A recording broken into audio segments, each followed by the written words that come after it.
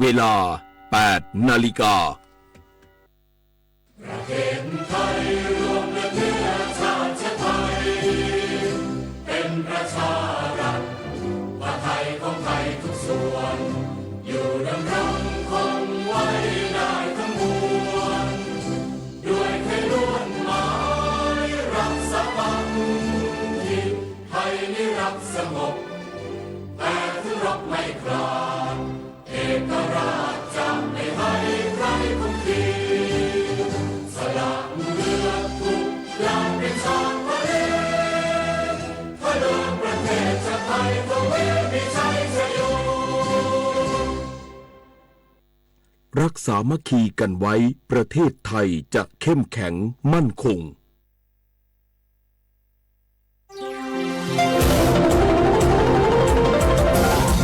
วิทยุแห่งประเทศไทยให้ความรู้คู่ความสุข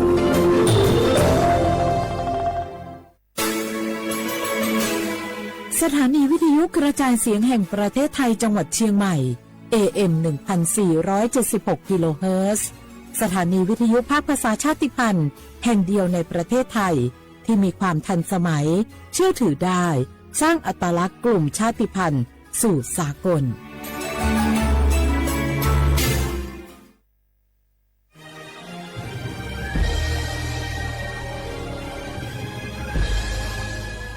เกิดเป็นคนไทย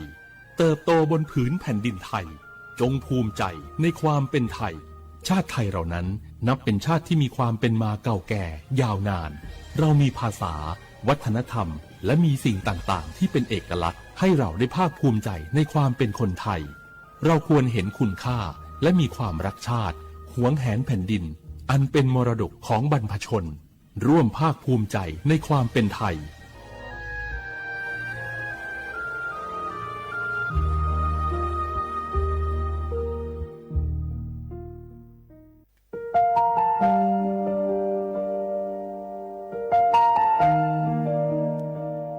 ขอน้อมเกล้าถวายอาลัยสมเด็จพระพันปีหลวงพระแม่แห่งแผ่นดินผู้ทรงเมตตาเหนือเกล้าขอพระองค์เสด็จสู่สวรรคาลัยข้าพระพุทธเจ้าข้าราชการและเจ้าหน้าที่สถานีวิทยุกระจายเสียงแห่งประเทศไทยจังหวัดเชียงใหม่กรมประชาสัมพันธ์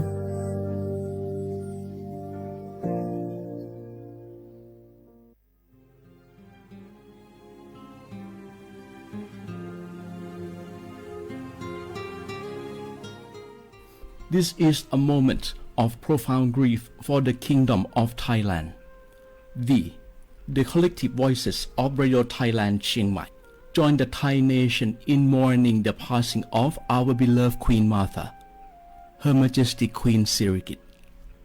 Her life was a testament to the unwavering service, grace, and deep love for the Thai people. Our humble condolences and thoughts are with His Majesty the King, the royal family, and all the Thai people during this deeply sorrowful time. We will remember her forever.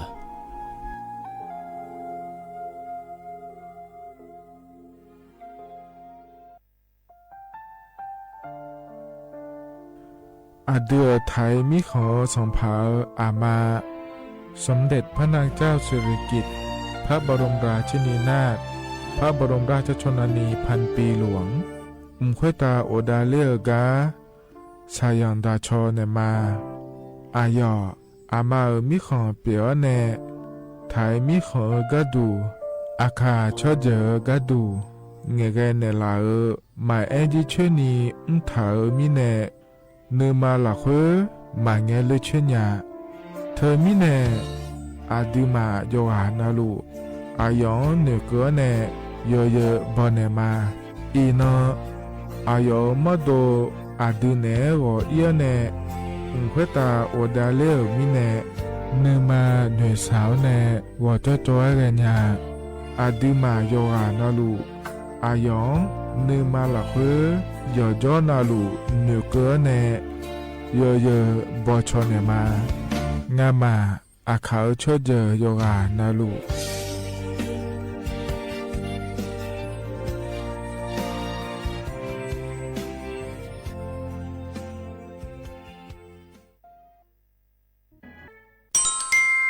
อายุเนียเจลังเงอันนี้เชื่อบาลาเชสีอาคนนี้พังอายาโกเชสิเงเนาะแต่ก็คณะรัฐมนตรีบอกเจ้าหลวงอายุนี้สัญชาติก็กอสาลัวเดินชาวบ้านเนี่ยก็ดูเดและบอกจางอาเดยเนียเด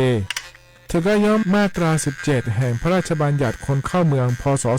2522และขั้วเธอก็เธอเนี่ยอายุนี้เธอก็ถ่ายมีของหลักค่อยพ่อเหลือว่าเมื่อนี่เจ้าเล่าเดอเขาเนี่ยรอทะเบียนประวัติและขั้วเธอย้อนฉาเยี่ยเดินนะขอเนี่ยเยี่ยเนียวเธอก็อยู่ห่างก็ดูการขอสถานะคนต่างด้าวเข้าเมืองโดยชอบด้วยกฎหมายและขั้วเธอได้ยาเมเจเดเยี่ยเนียวเดข้อแน่เยี่ยเนียวมาตรา7ทวิแห่งพระราชบัญญัติสัญชาติพศ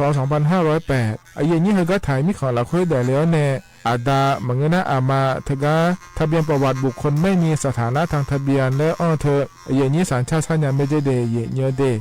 ใช่ก็ดูนะขอในกู้เทเมืองหลักค่อยย่อนะเธอก็สำนักบริหารการทะเบียนกรมการปกครองและคุกาชัญญาไม่ได้ยมยอหลักค่อยนะเยี่ยเนียวเธอก็ในอำเภอยอฮันเนโจดัวรอราชการอายามหลักค่อยอันนี้เชื่อว่าบาลาโกสีอาคนนี้พังอายาโกเชื่อว่าขวงเกนีเดเยเนียว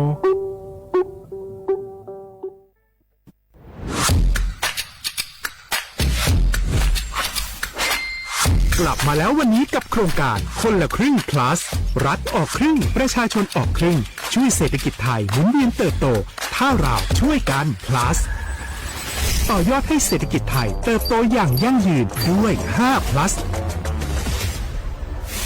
plus ที่1เพิ่มช่วงอายุผู้เข้าร่วมโครงการจาก18ปีเป็น16ปี plus ที่2เพิ่มวงเงินใช้จ่ายจาก150 บาทเป็น200 บาทเพิ่มพลังซื้อของประชาชนเพื่อกระตุ้นการหมุนเวียนในระบบเศรษฐกิจฐานรากลดภาระค่าครองชีพ plus ที่3เพิ่มสิทธิพิเศษด้วยการดูแลผู้ที่อยู่ในระบบภาษีให้ได้รับสิทธิพิเศษมากขึ้นเพื่อสร้างแรงจูงใจให้ทุกคนร่วมอยู่ในระบบอย่างโปร่งใส plus ที่4เพิ่มโอกาสให้นิติบุคคลขนาดเล็กเข้าร่วมได้ให้ธุรกิจเติบโตเป็นกำลังสำคัญของเศรษฐกิจไทย plus ที่5เพิ่มทักษะใหม่เพื่อพัฒนาให้ร้านค้านำความรู้ใหม่ๆมาช่วยเพิ่มยอดขายลดต้นทุนเรียนรู้เติบโตและปรับตัวไปกับเทคโนโลยีใหม่เพื่อสร้างเศรษฐกิจที่แข็งแกร่งจากคนละครึ่งสู่คนละครึ่ง plus ไม่ว่าจะสั่งข้าวคนละจานชาเขียวคนละแก้วขนมเค้กคนละชิ้นหรือหลายๆชิ้นก็ใช้ส่วนลดได้ทันทีสูงสุดวันละ200 บาทแถมใช้กับฟู้ดเดลิเวอรี่ก็ยังได้สำหรับประชาชนไทยอายุ16ปีเป็นต้นไปสมัครรับสิทธิ์ผ่านแอปพลิเคชันเป๋าตังวันที่ 20-26 ตุลาคม 2568 สำหรับร้านค้าที่สนใจร่วมโครงการสมัครได้ผ่านแอปถุงเงินวันที่ 15 ตุลาคมถึง 19 ธันวาคม 2568 แล้วเตรียมพร้อมรับลูกค้าจากทั่วประเทศเพราะนี่คือโครงการที่คนไทยทุกคนช่วยกัน plus เพื่อให้เศรษฐกิจไทยโตไปพร้อมกันโครงการคนละครึ่ง plus ดำเนินการภายใต้เป้าหมายที่ชัดเจนของรัฐบาลในความต้องการกระตุ้นเศรษฐกิจลดภาระค่าครองชีพให้ประชาชนและยกระดับศักยภาพผู้ประกอบการไทยให้พร้อมในยุคดิจิทัลโดยยังคงยึดหลักความโปร่งใสตรวจสอบได้และป้องกันการใช้สิทธิที่ผิดวัตถุประสงค์คนละครึ่ง plus เพิ่มพลังเศรษฐกิจไทยพร้อมโตไปด้วยกัน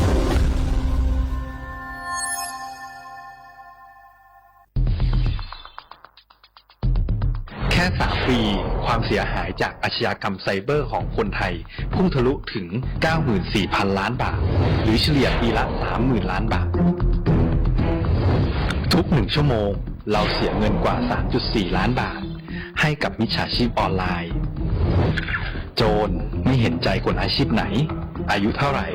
สถานะทางการเงินแบบใดหมอพ่อค้านักธุรกิจนักเรียนแม่บ้านข้าราชการเกษียณทุกคนตกเป็นเหยื่อได้เสมอและวันหนึ่งอาจเป็นคุณหรือคนที่คุณรักเพราะจุดอ่อนร่วมของเหยื่อคือความเร่งรีบขาดสติหรือแม้แต่บางครั้งก็เกิดความโลภจนเกินไปอย่าปล่อยให้การกดคลิกเดียวลิงก์เดียวทำให้โจรยิ้มกว้างวันนี้ถึงเวลาแล้วที่คนไทยทุกคนจะต้องร่วมมือกันสร้างภูมิคุ้มกันอาชญากรรมไซเบอร์ช่วยกันหยุดก่อนที่ภัยไซเบอร์จะทำให้คนที่คุณรัก และตัวคุณเองกลายเป็นเหยื่อ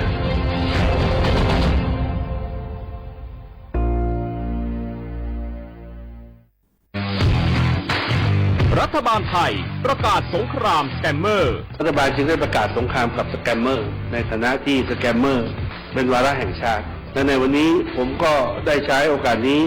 มารายงานความคืบหน้าและเน้นย้ำถึงสิ่งที่เราต้องร่วมกันทำต่อไปรัฐบาลได้จัดตั้งคณะกรรมการมีการป้องกันและปราบปรามอาชญากรรมทางเทคโนโลยีขึ้นมาโดยมีผมเป็นประธานด้วยตนเองเพื่อให้ทุกหน่วยงานทำงานไปในทิศทางเดียวกันเราได้มีการลงนามบันทึกความเข้าใจ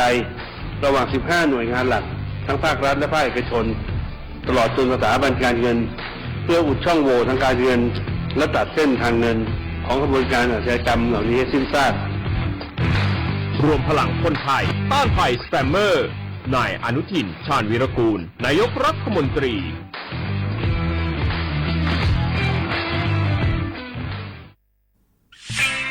เส้นทางสายหมอกที่สวยที่สุดในเมืองแพร่กำลังรอทุกคนไปวิ่งด้วยกันครับทุกก้าวของคุณคือพลังของลมหายใจชวนเพื่อนชวนครอบครัวมาวิ่งฝ่าสายหมอกเพื่อโรงพยาบาลแพร่ในวันอาทิตย์ที่ 7 ธันวาคม 2568 บริเวณลานกิจกรรมหลังวัดพระธาตุช่อแฮ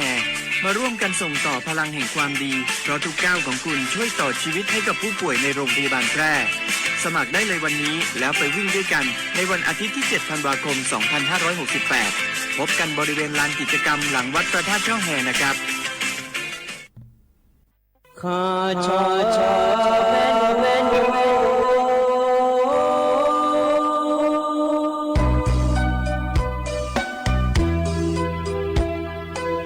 你照顾你我到我同一卡布让你怎么来我到我朝一卡布说怕马西早茶路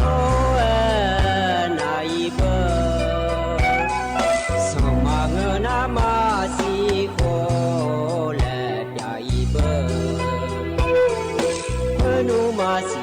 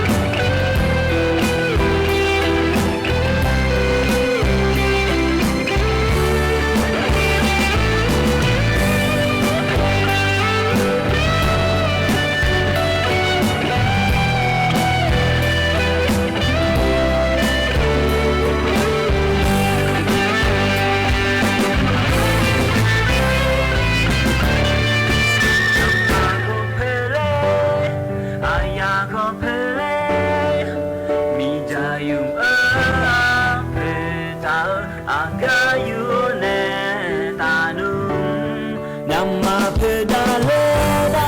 yo dena pele wo pa wo nye shado cha pi don don etina elenga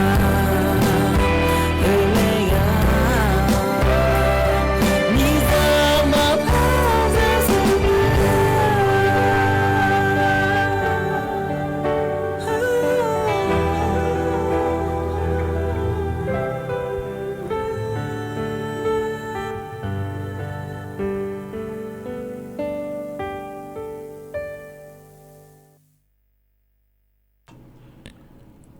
อุตุธรรมะไอ้นี่มีขยายอยู่กันนาลูเนเดยเนเดอินก็ดูเวลาเนยนานาลูทงจูหรือว่าไอ้นี่อยู่กันนาลูเนพยาทงจูเมียเดยเนเฮก็มีมัวดูลอยเนสบทจะไม่เฮก็เดินเนนี่อเดียอาคาดอนเนแล้วนี่อยู่กันนาลูเนทงจูเฮน่าขอเนี่ยแล้วที่นั่นก็ดูนิยามเดยเนเดอุศปาอายามนะขอในนาลีเยหลานในนาลีเวหลังกรีแม่เยเนี่ยเขาในอุจิอปาอายามนะขอในนาลีเวหลานในนาลีเชื่อหลังก็นี่เดยเนี่ยเดยที่ไม่ได้เราอยู่นอนนาลูอย่าถงโจ้หรือว่าอินนากาล้อเยเนี่ยงานแน่อายุเชื่อมือแน่ที่ขอรู้ว่าจรามาเดยเนี่ยเดแล้วก็เหนียวมูดูเห็นนะขอในรัฐบาลปาคือคำเหนียวไม่ได้เราเนี่ยอายุเนี่ยเราไทยช่วยหาอยู่นะหรือว่าเรารัฐบาลก็จะกาเกินในเดและหรือว่าเราเลยนี่รัฐบาลป่าก็อายุเนี่ยเขาก็พอในจะกาด้านนั้นในบิสิปิกามาอายุเนี่ยเราอายุย้อนเราหรือไหนหรือว่ามันมานี่นะ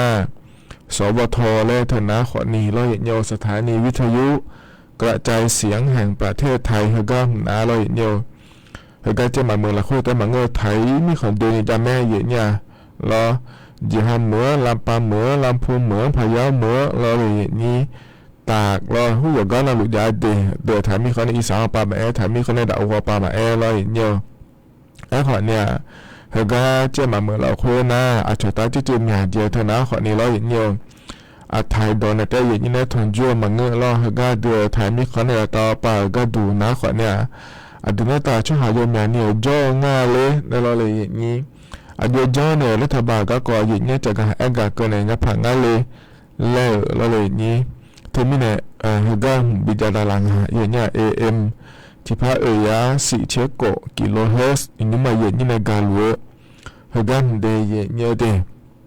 มีเนี่ยก็พอเนี่ยก็ดูนะขอเนี่ยอดีตตาดอเนี่ยรัฐบาลก็ก่ออย่างนี้จะการด้านนั้นในบิสิบิกาดูเย่เนี่ยล้ออุศนาลีงานล้านในย่อยเงินนาลีเช็ดตีล้านเกินนี่ล้ออดีตนั่นตาต่อยหาอายามเมื่อละค่อยหาเย่นี่เนี่ยทนจุลามาเย่เนี่ยล้อทีนี้เนี่ยล้อเย่เนี่ยนังการเนี่ยน่าหันยังไม่ได้อดีตอาคาต่ออายามแต่มังเงอล้อเย่เนี่ยนังการเนี่ยน่าหันยังไม่อุศเนี่ยอุจิอังเกินนี่เย่เนี่ยล้อ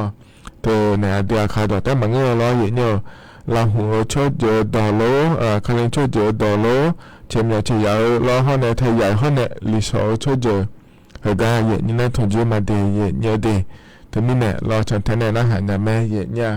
อินโนเวล้อเย่เนี่ยก็ก่อเย่เนี่ยก็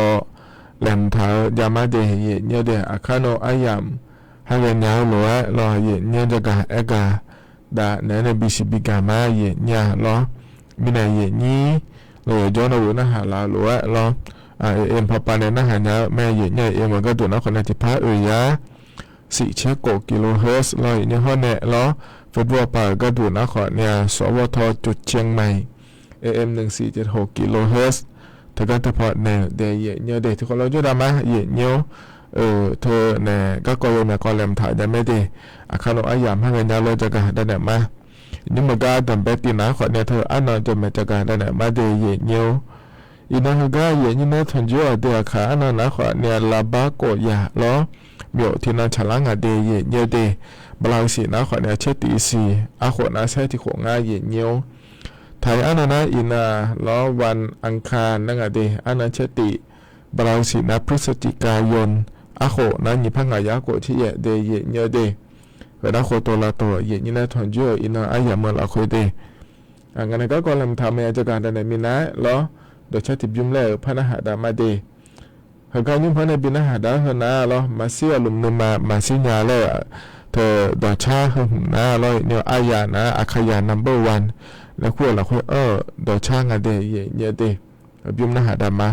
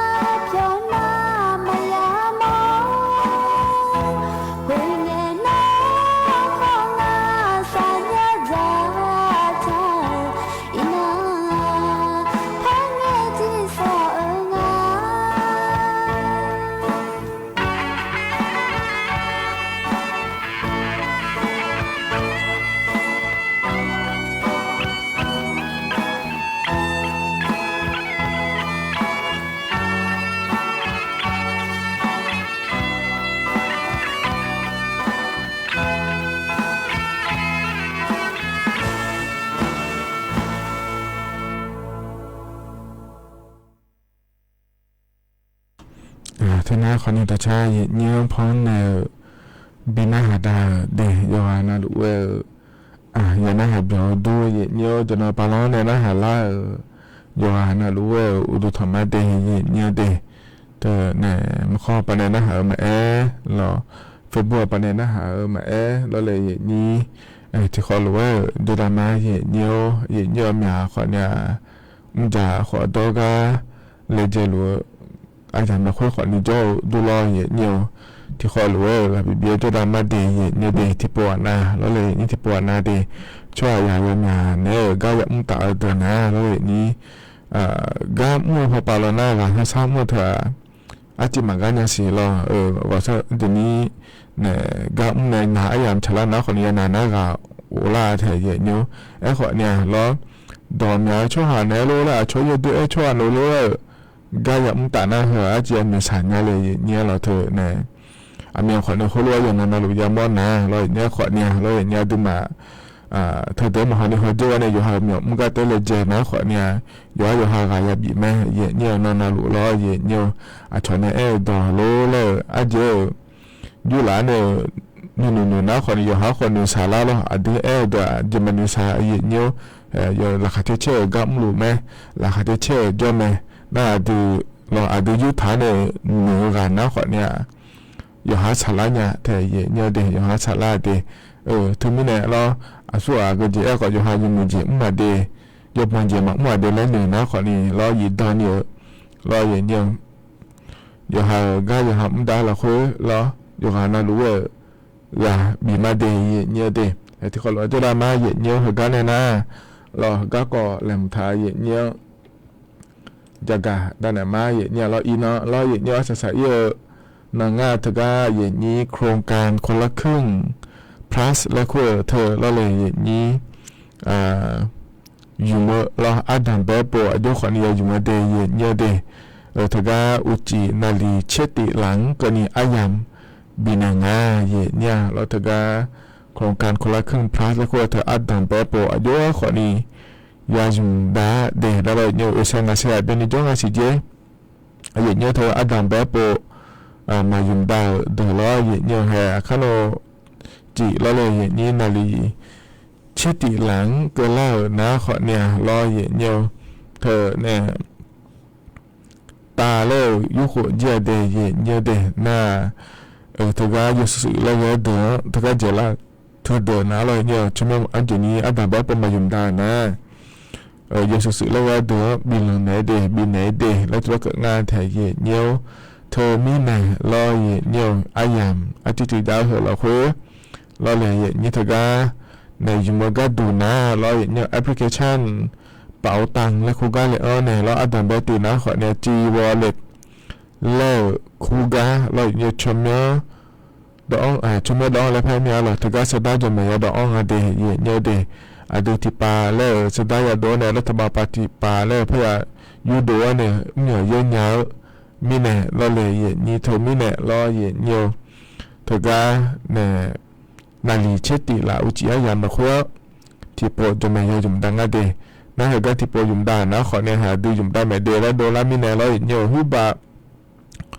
หอยจีเนี่ยนก็นี่อามาสมเชติบาลาเชนิเสียงเพื่อนเนี่ยก็เนี่ยจุนเนี่ยไม่เดเนี่ยเดที่มีเนี่ยรอเนี่ย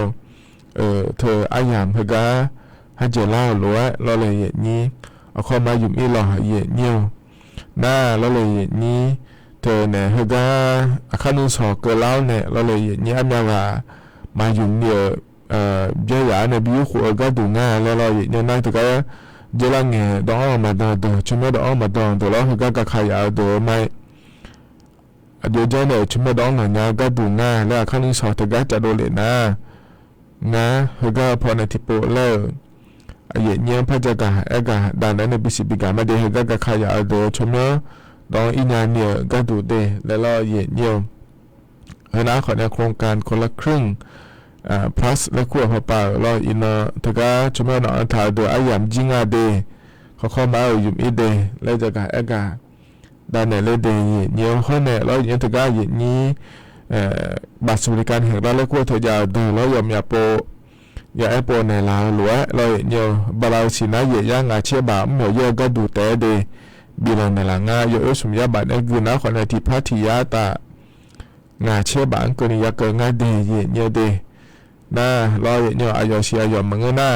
โยชิโอก็ดูเดนะมาทานงาเนี่ยล้อบาลาสิละคัวมายุ่มจีนะยุโคซอยเนี่ยล้อไอขอเนี่ยล้อที่โปเตมายุ่มจีขอเกินยาแม่บาลาสิละคัวเราเทียนะเลย อีนอก็ตัวเทียนเนี่ยตัวอยู่มาแล้วเนี่ยเยอะโลเจเยอะโลมาแล้วเลยนี่อีนอนี่ยาอาการส่วนนี้ยาชอบแพงสมยายาหรอเนี่ยที่พัทยาบามาจีเฮาคนนี้บาลานซ์สิเราคุยนะเฮาลัวขอนี่ยุ่งยากไม่ได้เนี่ยเด็กก็เหมือนตัวเพจเนี่ยมีอันดูตัวเพจเนี่ยอันนี้ขออินยาตัวนะรอเนี่ยขอเนี่ยดูน้ำตาปาจอเนี่ยแล้วเลยนี่อยู่หาผู้เราคุยรอตัวเรื่องนี้ดูมาจาเลยแล้วนะขอเนี่ยเหมือนเมื่อข้าที่ผมมีคานะแล้วเลยนี่ที่โปรเตอร์ที่พาที่ยังงาเชื่อบะเธอขอนี่ยุ่งยากไม่ได้เนี่ยเด็กนะอยู่หามาดูเนี่ยอยู่ง่ายเนี่ยแล้วเธอเนี่ยยุ่งยากนะเราเนี่ยนะรู้เชื่ออยู่หลังจีนเราเนี่ยหัวเด็กมาเดลอยู่หลังจีนนะขอเนี่ยแบบชวนทุนเนี่ยเราเลยนี่บินเนี่ยอาบ้าอยู่หามาพิจารณาขอเนี่ยเนี่ยอาบ้าทองอะไรเนี่ยเดี๋ยวจากการสแกนแล้วก็งานถ่ายเนี่ยเราถึงนี่เนี่ยเราเนี่ยโดนตาปาจ้อเนี่ยเมื่อข้าที่ปุ่มก็นำมาคาโดนะขอนี่ล้อที่โปรเตอร์ที่พาที่ยังงาเชื่อบะยิมยาไม่ได้เนี่ยเดเห็นแล้วขอเนี่ยนี้เธอก็บัตรสวัสดิการแห่งรัฐและขั้วเธอยาเด้อขอนี่ล้อจะกาเอกาเกินเนี่ยบิสิบิกาเลยเดเนี่ยเดนะที่ก็ล้อเนี่ยเจ้าที่ก็ดูนะขอเนี่ยให้เจริญเงี้ยเนี่ยมินงาเดียเนี่ยเด็กกุศลลิโกลาเจียอายามละคุยเนี่ยล้อเธอก็เดือไทยมีของเขาเปล่าดาฮะล้อเนี่ยเธอก็มีขาตาก็ล้อไทยมีของเขาในกัมพูชามีของตาก็ล้อเธอก็ชางลูกก็ล้อเลยนี้ระเบิดพนอยาเนี่ยระเบิดชอปลาเนี่ยคือโจเจงเจเดแล้วพะโดล่างาเนี่ยล้อเนี่ยเธอก็เธอปัวแล้วกูปัวสิปัวเบี้ยล่าเจแม่เนี่ยล้อเธอเนี่ยที่น้องใช้ที่น้องมือดาล่างาและพะดูแวะล้อเนี่ยเจล่าเนี่ยนี่มีของยาขาล้อเธอก็เนี่ยอาเซียนสุยพุนาอาเซียนแล้วบอกจากก็แม่นี่มีของยาขาละคุยแม่ยมนะโปเงี้ยชอลาไม่ได้เนี่ยเด็กมีขาตาเราคุยจนจนเนี่ยบีมือดาราเนี่ยผ่านหน้าเลยแล้วเราหน้าสมบูรณ์แล้วที่เขารู้ว่าบุตรเลยเนี่ยอะไรแต่เนี่ยจะนำมาเดินแล้วเธอเราเนี่ยเราเบอร์โทรมาบิดาเนี่ยบีเจียก็ถูกเดินแล้วเราเนี่ยเลยเจอเราคนเนี่ยบุตรเนี่ยจังดาราอย่างเมียโปขอนี่แห่มินเราเนี่ยเดือดถ่ายช่วงหาตัวชอลูกาแล้วเลยเนี่ยถ่ายมีของป้าเดียเนี่ยเดือดชอลูการะเบิดพระนอและพระชอปังเจียคือถือว่าคือชอนังเจียชอเจงเจแล้วพระโดล่างเนี่ยเราหน้าถือว่าถ้าไปในจากโดเหลียวนะแล้วเนี่ยระเบิดถือว่าจะสีหน้ายกสู้แล้วระเบิดเจเนี่ยแล้วเธอเนี่ยเธอเนี่ยกัมพูชามีขอเปล่าก็บุญนะหนูมาดูงานเดแล้วก็งานถ่ายแล้วทำมาเปล่านะเราเนี่ยเธอเนี่ยยุ่งรอเธอเจอล่างเนี่ยเจอหน้าบุเท้าบัวเท้ายุ่งเกิดดราม่าเดแล้วจากนั้นถ้าเธอเจอหน้าบุนาเจียจะเดยเนี่ยเดตัวมีนาเดือในทุ่มเตียปาเนี่ยโดเลยแม่เนี่ยเราหน้าเราเนี่ยเธอก็ชอบการประท้วงและคู่งานแถวเนี่ยเราเธอเนี่ยชอบมิเขาจะด่าเรากัมพูชามิของคนรวยจังเดเราระเบิดบินจีมาแล้วแพ้กันในระเบิดทุบผ่านล้านเนี่ยเราถ่ายมิของพอเปล่าก็ผ่านล้านเนี่ยเราด่าเราถ่ายช่วยเธอหน่อยเนี่ยขึ้นออกปังเดแล้วเราเนี่ยชอบปลาเนี่ยเราคือเธอเราเจงดีแล้วงานแถเนี่ยเรามาบ้านนี้เกิดนะคนเดียวโป้น่าดูแม่เนี่ยอย่าโจน่าดูเราเธอเนี่ยด่าเราแต่ก็มีขาชดชลูการะเบิดชอบปลาเนี่ยคือเราเจงเจเลยตัวเราดันแป๊บเนี่ยนี่โป้ซุ่มโป้โป้งาโป้โกโป้ก็ขอเนี่ยเราเนี่ยมีของจ่ายขอเนี่ยอีจุลพันจ้าขอเนี่ยอีจุลพันจ้าขอเนี่ยอีจุลพันจ้าแล้วเรายามโมเดียเนี่ยเด็กกัมพูชามีของปลาก็ดูนะแล้วnhiều hệ bộ khoản đi bộ lo vậy nhiều mi khoản trả những ngày thể hiện nha được thái hoa bạ lo vậy nhiều Campuchia đã hoa bạ này ga được thái mi khó là bộ phận lá này thừa được thái đã cứ nói chuyện ở đây lo vậy nhiều hệ bộ khoản đi bộ phát trả vậy nhiều đi thôi mi này lo vậy nhiều nhưng na hôm nào mà chế lo thực ra giờ là người giờ người cho ấy cho thái được giờ mẹ là chia đi lo tôi có ngày thể hiện nha lo thằng hoa bạก็ดูนะเราเลยนี่นะเธอแต่มาเงยยุ่งมาเย็นนี่เนี่ยฐานยานะกัมพูชาแต่ให้ยุ่งมาโดยถ่ายว่าป้าโจลวยชิสิที่อาเบียนี่อาดัมเบียเนี่ยเจนาลุโมดาลานะเพียงคนในมาเดย์เลยนี่ว่าเจนาลุนาจิมิเนี่ยล้อ他个的还配合呢我那接就的也也的นี่เนี่ยเขาก็ในร้านมีหัวป่าก็ดูเขาก็ก่อขวัญเนี่ยพยายามจะแทงงานเสียเงี้ยอะไรไอ้เกิดนะคนเนี่ยเดี๋ยวเธอเนี่ยกัมพูชามีของป่าแต่ห้าล้อเดี๋ยวไทยมีของป่าเนี่ยระเบิดเธอผ่านฐานเนี่ยคือชนนั่งเดี๋ยวชนเจงเดี๋ยวสิโป้มายากาสิเดียเงี้ยเดเขาก็เดี๋ยวไทยมีของป่าแต่ห้าแต่แม่เนี่ยเธอเนี่ยคือชนเจงเดี๋ยวหัวนั่งเดี๋ยวเล่ยากาล้อเงี้ยจะมีเนี่ยก็ในนั้นมีหัวป่าก็ดูนะขอเนี่ยรัฐบาลป่าก็ก่อนเราคุยอายุลูกก็ดูงาแล้วเนี่ยที่พอพยายามจะแทงงานสิเดียเนี่ยเดรัฐบาลป่าในให้รู้ว่าจากการอากาศโดยให้รู้มาเจโดนมาเจเลยนะขอเนี่ยเนี่ยจากการอากาศด้านนั้นเนี่ยบิสิบิกามาเดียเนี่ยเดคือนะขอเนี่ยเห็นยุ่งกาอาดัมเบออายามให้เราคุยรอเนี่ยในถอนจุนเนี่ยจากการอากาศด้านนั้นเนี่ยบิสิบิกาเดียเนี่ยเขาก็หนาเนี่ยแต่ชาติยุ่งเลยพนักหาตามา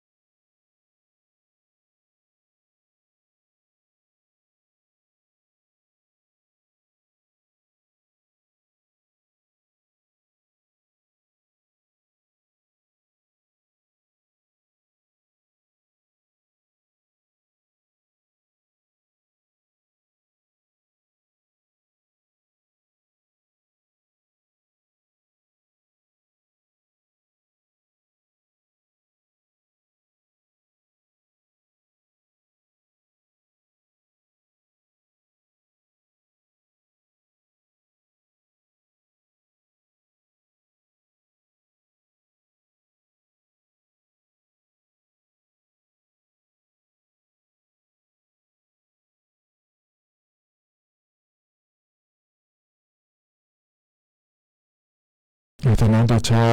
เย็นเนี่ยพอในเป็นหน้าดาวใจที่พิงเดียเย็นเนี่ยเดียจะว่านะรู้ว่าอย่างนั้นหายจอโดยเย็นเนี่ยอาคาเรคคอร์ดในชาตัวช่างเดียเย็นเนี่ยเดียก็จะนอปลาเนี่ยนะฮะแล้วอยู่ว่านะรู้ว่าดูธรรมะเย็นเนี่ยรอเฟซบุ๊กปนนะฮะมามาขอปนนะฮะมารอเย็นเนี่ยที่ขอรู้ว่าจะดราม่าเดียเย็นเนี่ยเดียก็เนี่ยนะก็ก่อแหลมถ่าพระจักรก็ดันหล่อเนี่ยมาเดียเย็นเนี่ยเย็นเนี่ยเขาก็จะมาเมื่อละคุยนะรอเย็นเนี่ยเย็นนี่เมื่อละคุยจ้านะคนนี้เนาะน่ารู้ล้อโลยาอยู่มาเดินนะคนนี้สิงานแม่เย็นเนี่ยโลยดูมาเนี่ยเย็นเนี่ยเราอุศนาลีสีล้านเนี่ยโหหลังก็มีเพราะเนี่ยเราก็หาจะได้นาลีชุ่มล้านเนี่ยกุหลาสีล้านเธอก็เธอยามละคุยมั่งก็จะล้อโลทิบย้อนนี่เย็นเนี่ยเอียลาขอยดูไม่สางานเธอเย็นเนี่ยล้อน่าเย็นนี่เธอก็เนี่ยคนบินหาดูเราเย็นเขาในที่บาร์มหาวิทยาลัยแม่โจ้ไปอีดูเธอหลัวนะเราเนี่ยเธอก็คอมบินซีหนึ่งเลยขั้วเธอจะงานในเย็นนี้เธอก็มาเธอเข้านะเราเนี่ยที่โคที่โปล่ออยู่มั้งผิวชาวบ้านก็ดูเดและยาแถเย็นเนี่ยเราเธอเนี่ยที่ยาบาเราเลยเย็นนี้เธอก็บัตรคอมบินซีหนึ่งแล้วขั้วยางาแถเย็นเนี่ยเดง่ายอยู่คนน่ารู้จังถามมาเย็นเนี่ยเราอยู่จนเราอยู่มิเนอถ้าพออีเจละเจ้าเธอก็ถ้าพอในอีเจละเจ้านะเราอาจิมากาเย็นเนี่ยเราโลมีอาอย่างมาคุยนะถ้าพอในอีเจนะคนนี้อาจิอดเย็นเนี่ยแถเย็นเนี่ยเดแต่มินาทีเราก็ดูนะคนนี้เห็นเจละเงี้ยอันนั้นเชื่อกันเนี่ยพองง่ายเย็นเนี่ยเราเธอก็บัตรคอมบินแล้วขั้วเธอบีจังเนี่ยเดเย็นเนี่ยเดวิบาอันนั้นนี่เช็คโกบาลาเช่นนี่เสียงกันเนี่ยหล่อบิดอนยามาเจเย็นเนี่ยหรอเธอหน้าเฉลาชีจีเรื่องเงี้ยเกิดนี่เราเลยเย็นนี้เธอคนจนมาบอลอยู่เนาะนะลูกจังเลยเนี่ยไม่เดแล้วตัวจากการกาเธอเย็นเนี่ยหรอนั่นจังเลยเนี่ยนะคนอยู่ห้องมาโดนเตอบิดอนจะเดเย็นเนี่ยเดย้อนให้เนี่ยมาบิดอนเลยยังเดเย็นเนี่ยเดติโนโหนะเราเนี่ยแต่มีเนี่ยเราอยู่หาเฮก็พอเยอะแล้วเนี่ยเราหลุดมีอะไรแล้วนะขอเนี่ยเธอจะยังไม่เดย์เนี่ยเดย์อายามเธอก็อุศนาลีเยลาที่เกิดในยังเงินนาลีหลังก็นี่เดย์เนี่ยเดย์ที่มีเธอนะขอเนี่ยก็จะมาเมื่อเราคุยย้อนเนี่ยก็มาเธอเขาย้อนนาลูอยู่มาเดย์รอเนี่ยอยู่คนนาลูอยู่มาเดย์นะขอนี้เธออายามเธอยามมาคุยย้อนเนี่ยผายแล้วเดี๋ยวกันด้านไหนเลยเนี่ยเพื่อนที่เกาะรอเนี่ยอันนั้นใจที่เกาะก็ดูนะเดย์เนี่ยเดย์ก็ยังพาเวอเย็นเนี่ยทุกอย่างยุ่งมาชอบสแกมเมอร์แล้วมาสิเรามิจฉาชีพพวกคุณสิเราอยู่มาต่ออยู่มาจียาวง่ายในเนี่ยขวาเนี่ยเกินนะเดี๋ยวเราไม่ซื้อเราเด้อแล้วเกินงานเราเนี่ยเธอออนไลน์ปะเนี่ยไม่ซื้อเราไหมอีกคนเกินเนี่ยแล้วเกินไม่ซื้อเราจะได้เราจ่ายเดี๋ยวมารอเย็นเนี่ยอยู่มาจียาวง่ายในเย็นนี้ขอในอินยุ่งนะแล้วอีกครั้งก็ในเลยก็มาสานี่ออนไลน์ปในที่เหตุแต่เย็นนี่ได้ไงช้อนในสุดท้ายเราจะตัวขอนี่ยอมอย่างที่จะเรายอมอย่างโขแม่เขาก็รอเย็นนี้ยอมจะการการดันในอินเนาะก็ขอเนี่ยหัวเราะจังหรือในสุดท้ายเราจะเดย์เย็นเนี่ยเดย์ที่อาณาธิบายมาจากแล้วที่ยี่เรานี่ยิงเรางานร้านเช่นร้านนี่เช่นร้านส่งเช่นร้านขอเนี่ยสมัยเย็นเนี่ยเธอมีเนี่ยเราเห็นก็อาทิตย์ตัวจักรด้านไหนมันเนี่ยเดย์เย็นเนี่ยเดย์ฮัลโหลเลยนะจังเดย์เราเนี่ยเย็นนี้เจริญเงยกับหัวมันสิเราอย่างนี้กับปัญญาชอลาเนี่ยเดย์ยังมีพานะหาเดย์แล้วเราตัวดันโนก็มุดปันเนี่ยเงยชอลาเดย์แล้วยังดันโนเราอย่างดันโนเดียวนักเงยชอลเลยเราเธอเนี่ยน้อยยุ่งหัวเราจะบอกยังไงเดย์แล้วมาเสียเราอย่างเนี่ยเงยชอลาจังไงเจเนี่ยเรานักหัวปันเนี่ยเราอย่างเนี่ยเธอก็ตัวเรื่องเงยชอลาเนี่ยอย่างนี้เราย่อหัวจะปังงาเดและเอลานะถ้าจะเลเจเดเยเนี่ยเดนั่นถือว่าดันโอถือว่าเงยชอลาวะเราช้อนถ้าเอเนเดและเอลานามาเจเหมาเจเราเนี่ยยดูมาพยาซ้อนเนี่ยพยาชันเนี่ยงาเจเดเยเนี่ยเดถือว่าเดี๋ยวย่อแล้วไม่ซื้องานผายและงานในนี้เราที่อานาเราเธอเนี่ยเขาเรียกว่าก็มามั่งโหมีเนี่ยมากาโหมีเนี่ยเลยเนี่ยดันโอเงยชอลายเลยอะไรเนี่ยเห็นยังไม่พันหาเดน้อยยังหัวจะหมอจังอาเดงานเนี่ยเรามาเจอหน้าน้องขอลองอีกอาเดสุดท้ายบิติงอาเดแล้วมาเสียเรานักเอาไปเนี่ยเล่านะเทียน่ากูมีเนี่ยเราอย่างนี้แต่เนี่ยเลยถือว่าเธอพอเนี่ยเราเกิดจริงอ่ะเจี๊ยเนี่ยเรา na lo nyo he no ma jong bon na lo nyo no ba chi the lo ni he nga lo bị ông lợi đề đó ở là họ bạn này mà xí lại nhiều thôi là họ bạn này nghe chó này luôn là mà xí lại nhiều hồi lúc phải cho ngà thì nhà lo như mình xí lại thôi để nhiều để đàn ông mà để là em này lo nhiều nó cho bỏ hồi đang ngà để lo hè nó cho ba cái đủ để đó là nó mà mình mà cho bỏ nè lo vậy cái này nó cho ba cái đủ để là nhưng cái là họ bạn này thì bữa cho thằng này là họ bạn này nghe chó mà để là thôi là ngà gì nhà giờ là nghe như yếm nhà gà hồi lúc mình xưa cái chẳng lên này lo nhiều là họ bạn này tao nó bị cho ba cái đủ để lấy cho này lo nhiều nó là họ bạn này phải nghe cho nhà là lo nhiều hay nó cho ba cái đủ nó mà bị bằng cái đủ là lo như อกสารhơi ngành này rồi hay cái là bạn này thì phải bị này là xe là là ở trong ngành gì vậy lo là ở trong ngành gì để như để na thì na chẳng lên mình là đúng mà chẳng lên phải nghe nhà gì hay cái đồ na lo nhiều thờiนี้เนี่ยเราเถียนะจังเลยเนี่ยเราลาปังเงชนะคนเอกสารตอนนั้นเราบินเนี่ยเราเนี่ยเฮก็ให้ตีก็เลยนะเนี่ยเนี่ยสุดท้ายจังอ่ะเนี่ยจิมีเนี่ยงั้นแล้วก็น่ะมาจังเราหน้าเอกสารมาบินเนี่ยบ่เราเนี่ยนั่นถือว่าเอกสารบินเนี่ยเนี่ยล่ะเราเนี่ยสุดท้ายจะไม่ดองเหลืองอ่ะเดี๋ยวว่าพอเดี๋ยวงั้นจะเชื่อก็ดูดีแล้วแพ้ละงั้นจีดันหนูเขาปาถือก็ดันหนูกืออ่ะเราเนี่ยอันดันเป็นเนี่ยเตียนนะครับปาเนี่ยชลาเนี่ยดันหนูเดี๋ยวแล้วถือว่าไม่เนี่ยanh sai nghe là Facebook bạn này thực ra là bạn này chọn bị chọn này อกสารlà bạn này BB này nó sẽ sai nghe nó còn hèธนาคารบัญชีเธอร้อยเนี่ยบินเนี่ยจีน่าธนาคารพอเป่าสตาร์ไว้แห่ง่าพอน้องชาวบ้านก็ดูเดแล้วเราบัญชีชดเชยของงาเดสตาร์เดชดเชยของงาเดก็ที่ปวดน้องเลยเสียเลยว่างาจีเนี่ยเนาะคืออายุสื่อแล้วก็กว่ามังเนี่ยเนาะยมยาปยมยาล่ะรอเนี่ยโหเลยไม่สิบิเซียในโหเลยสตาร์บิราจายมnhà ni cho ngà để nhớ khỏi để in năng cơ khỏi ni lo nhiều nhà nó lục hồ đó coi chả cái cái nó hồ đó coi chả ngà chia là phải khỏi nhà mà cả cơ được thì gió ấy cái có hồ mà chẳng thế được khỏi ni gió nên lo gì nhiều thế này loเลยนี่ไม่ซื้อบิเซนในสตาร์บิลาจ่ายมnhà nhiều cho ngà chia để nhiều để thì anh ôngจะขอตัวไปอยู่ด้วยไหมเนี่ยที่น้องใช้ที่น้องสตาร์เอาหัวเอามือเสียในปูเนี่ยlo nhiềuขอเนี่ยหัวรู้ว่ามีสุราเดี๋ยวจ้องงานเจแล้วเธอเราก็ก่อนมีของให้หัวด้วยเปลี่ยนดาราก็เจแล้วเราก็ชอบข่าวแล้วพวกอะไรอย่างนี้ที่จ้อยมาชันเทแล้วผมจะขอตัวไปแต่เลยเจไม่ได้ที่นั่นก็ล่างเงยยูฮานากาแล้วมาเงยชอหลังเงยไฮดานโอเดแล้วเลยเนี่ยน้องหัวจะบอกอย่างงานเจแล้วอะไรเนี่ยเราเลยเนี่ยชุกวิ่งเธอเราอย่างนั้นผมจะขอตัวแต่เลยเจเนี่ยก็ก่อนหัวมาชันเทไม่ได้เราเนี่ยมีของเจก็ก่อนเจก็เรื่องงานแล้วมาชิญญาไม่ได้เราอย่างนี้ดันงาจีเลยดันงาจีเลยเดี๋ยวจังเลยเนี่ยลาปาโลชอเนี่ยเนาะชอบบ้าเดี๋ยวโลจังดามาเดี๋ยวเลยอะไรเนี่ยลาปาชอเนี่ยชนให้เราดูจีเนี่ยจะใช้เงินสดสมจีซอยเราอย่างเนี่ยถึงมีเนี่ยเราเลยนี่อินเนี่ยก็ขอในโฮโลยามโมมีเนี่ยเราอย่างเนี่ยไอ้อย่างนี้เราน่ารู้ว่าเราอยากการนะขอในยังเนี่ยพายโฮโลไอ้อย่างเนี่ยนักการเงินชนแล้วเนี่ยดันโน้เดให้หัวจังบังอาเดโฮโลชอบบ้านเนี่ยมาเดเลยอะไรนะถ้าจังเลยเดไอ้เนี่ยเดแล้วเราเนี่ยจะกาด่านไหนบิสิบิกาเลยเดเนี่ยขณะเดี๋ยวต่อเราเหก็อยู่นะเนี่ยนะทางจ้าไอ้ยามเหรอคุยล้อจะกาด่านไหนบิสิบิกาเดเนี่ยเหก็เนี่ยนะไอ้ยามแค่จะเล่าเราเนี่ยไอ้ชาการบินอาหารดักมาเนี่ยเราเหก็เพราะในบินอาหารดักนะขอนี้บ่เบียเราอยู่บ่กูถึงบ้านแสนใจพัฒนาเนี่ยเช่างาดีอาหุบเนี่ยแต่ช่าแม่เนี่ยไอ้ยามให้เจล่าหรอบินอาหารเนี่ยไอ้ยามเจียนะขอเนี่ยก็อิมาเดเราอย่าปยอพัฒนจุมาเดก็อิมาดูธรรมะเราชิมยออันเนี่ยเยอะงาชิมยองาบ่เวรคุยบ่เวรงาชิมฟูเนี่ยย้อนเนี่ย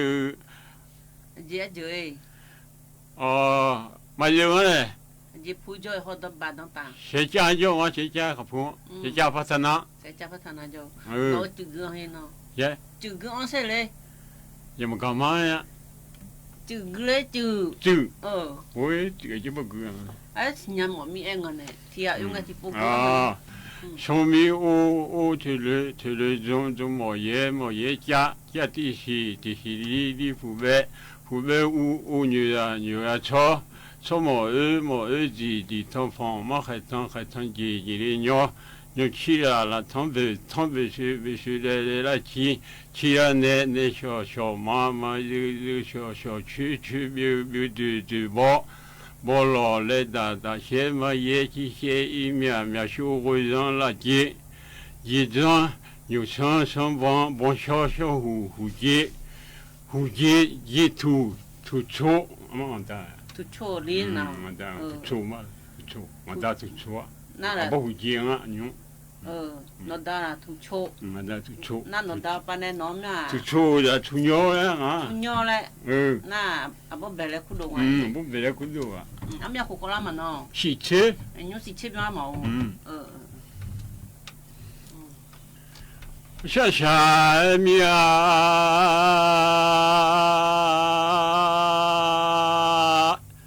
giờ làm ta sẽ lấy chế lấy họ mưa là già.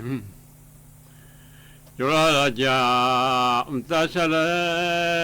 cheliaho yora khale namudi shulei miao amu mi khama timbo yora umtasala chengai la jamta sala chengai noi我在这都没西面，就都拉干么？是拉路面，阿妹咪看阿妈有拉盖，我是拉年呐，呀不要这都没西里拉面，伊都拍有包，唔好是拉年呀路。下面我把妈的咪嘛嘞，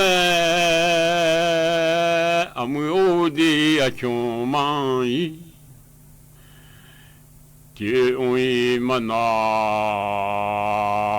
这个把的忙不来讲哎，去分。这个是分帮的我哎。mi hoa yo do silai mi a to amu mi hoa ma o mi hoa yo do singa a kana u po ja sa po ga ho amu o kana u po ja sa po ga ka po ma o lo cha ga ho ka pia au dani lo kharangai i chodo da bo lo li ga ha mu ka mya ka da u si kho ni da ga ho ka chia oi no ga i chodo una bia ku ga amu o di me do unai bia ku lo nga a sha a cho ju hui ma le dunya khaji ma bo cho bu amu samai sha mia chodo bon ti mle khabu abu mi khan abu di mi ja mi khan abu ju chodo ba ti mom le na simu chodo simu ba ti mom na ta tu di hu yo du ma simia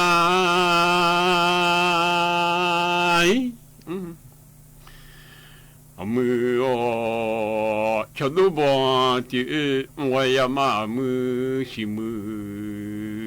bon ti nga ta tu de hu yo yo du sila nya no Humaini oi kolega shasha cha jiu hui mal dunya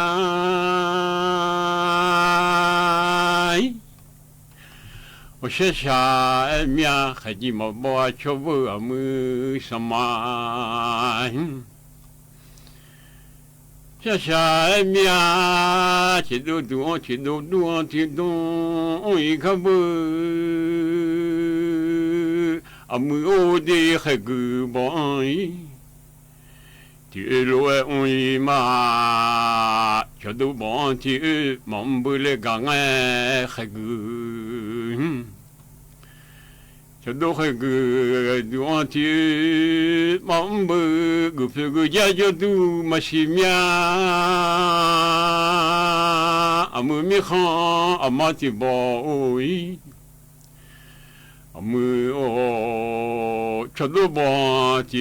wa ya ma khegu gu phegu ja ya oi jodu silamya Homa lo ju son la ngai amu o shasha a choji hu mal dunya amu mi khan ma ti vo shasha mia chodole o bon ti mi kabu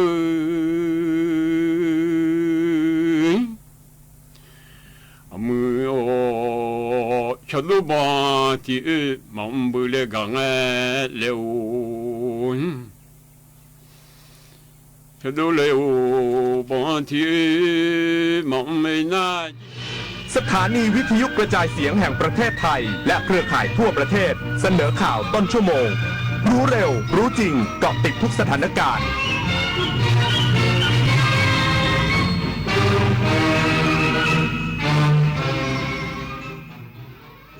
รับฟังข่าวต้นชั่วโมง 9 นาฬิกากับพิญญรุ่งสมัยสทนช.เร่งระบายปริมาณน้ำชุดสุดท้ายลงสู่อ่าวไทยช่วยเหลือประชาชนที่น้ำท่วมขังนานหลายเดือนอีกสักครู่กลับมาติดตามรายละเอียดครับ ขอเชิญประสบกนิกรชาวไทยร่วมน้อมรำลึกในพระมหากรุณาธิคุณในงานเฉลิมพระเกียรติสมเด็จพระเจ้าพักคินีเธอเจ้าฟ้าเพชรรัตนราชสุดาสิริโสภาพันนวดีเนื่องในโอกาสวันประสูติครบ100 ปี 24 พฤศจิกายน 2568 ณ วัดพระปฐมเจดีย์จังหวัดนครปฐมพร้อมกิจกรรมถวายพระราชกุศลเพื่อแสดงความจงรักภักดีแด่พระองค์ผู้ทรงเป็นแบบอย่างแห่งความเพียรและความงดงามในหัวใจไทยธนาคารขอแจ้งว่าบัตรเครดิตในชื่อของท่านมียอดค้างจ่ายจำนวนมากหากไม่จ่ายจะถูกดำเนินคดีนะคะชื่อของคุณเกี่ยวข้องกับบัญชีม้าตำรวจต้องตรวจสอบเส้นทางการเงินครับคุณได้รับเงินภาษีคืนนะคะช่วยกดลิงก์ยืนยันด้วยค่ะอย่าเสียเวลาคุยอย่ากดลิงก์หรือกดติดตั้งแอปพลิเคชันที่มีการอ้างเพราะสถาบันการเงินและหน่วยงานภาครัฐไม่มีนโยบายติดต่อประชาชนทางโทรศัพท์หรือการส่งข้อความถ้าเจอแบบนี้มิจฉาชีพแน่นอนครับดูสิลูกเขาโอนกำไรมาให้แม่แล้วนะลงไป10,000 เดียวได้คืนมาตั้ง15,000เลยเขาหลอกให้แม่เชื่อเพื่อให้ลงเพิ่มไงแต่เขาบอกว่ารอบหน้านะจะได้มากกว่าเดิมอีกไม่รู้ละ กลโกงเดิมๆแต่เหยื่อหน้าใหม่เกิดขึ้นทุกวันผู้สูงอายุสูญเงินเก็บทั้งชีวิตเพราะถูกมิจฉาชีพหลอกให้ลงทุนผ่านแอปหรือกลุ่มไลน์ช่วงแรกจ่ายจริงเพื่อให้เชื่อใจก่อนปิดเว็บหนีหายอย่าให้ความหวังกลายเป็นกับดักรู้เท่าทันสื่อรู้เท่าทันกลโกงคนละครึ่งพลัสรู้ไหมใช้อะไรได้บ้างใช้ซื้อสินค้าอาหารเครื่องดื่มบริการนวดสปาทำเล็บทำผมขนส่งสาธารณะแต่เดี๋ยวก่อนถ้าจะนำไปใช้ซื้อสลากกินแบ่งรัฐบาลเครื่องดื่มแอลกอฮอล์ผลิตภัณฑ์ยาสูบบัตรกำนันบัตรเงินสดแบบนี้ไม่ได้นะครับที่สำคัญต้องจ่ายตามจริงห้ามถอนเป็นเงินสดห้ามรับแลกสินค้าหรือบริการคืนเป็นเงินสดนะคะดูรายละเอียดเพิ่มเติมได้ที่ www.konlakringplus.com สำนักงานทรัพยากรน้ำแห่งชาติและหน่วยงานที่เกี่ยวข้องเร่งระบายปริมาณน้ำชุดสุดท้ายลงสู่อ่าวไทยช่วยเหลือประชาชนที่น้ำท่วมขังนานหลายเดือนพร้อมคาดการณ์หลังวันที่ 13 พฤศจิกายนฝนตอนบนของประเทศจะลดลงนายไพฑูรย์เก่งการช่างรองเลขาธิการสำนักงานทรัพยากรน้ำแห่งชาติกล่าวว่าสทนชและหน่วยงานที่เกี่ยวข้อง เร่งระบายน้ำช่วยพื้นที่อุทกภัย โดยเฉพาะจังหวัดพระนครศรีอยุธยาที่ท่วมต่อเนื่องหลายเดือน พร้อมประสานกรมชลประทานระบายน้ำเข้าสู่ทุ่งลุ่มต่ำและออกทางฝั่งตะวันออกตะวันตกของเขื่อนเจ้าพระยาเต็มกำลังคาดเป็นชุดระบายน้ำสุดท้ายของฤดูฝนปี 2568 หลังฝนตอนบนเริ่มลดลงตั้งแต่วันที่ 13 พฤศจิกายนและไม่มีพายุเพิ่ม โดยนายกรัฐมนตรีได้สั่งให้ดูแลผู้ประ